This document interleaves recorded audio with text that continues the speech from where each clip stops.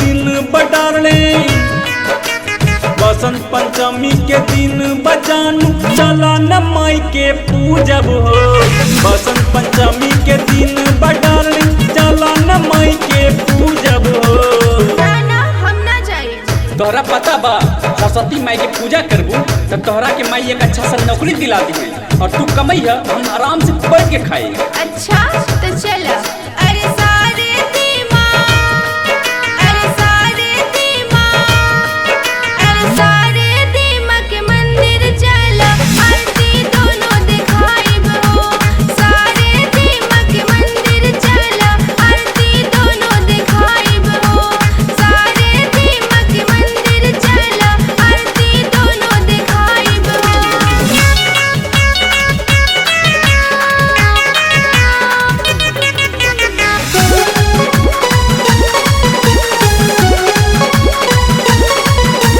BEd में तोहरा first division से मैया पास करी है हो।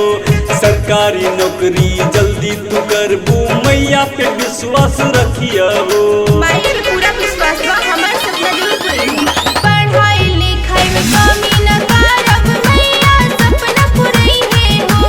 ज्ञान की देवी सरस्वती माई हमर पुकार सुनी है हो।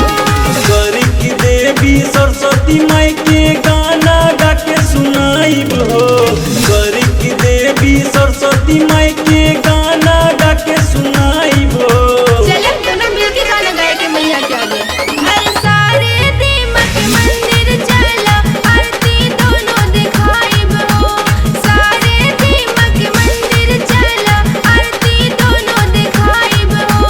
सारे दीमा के मंदिर चला आरती दोनों दिखाई बो।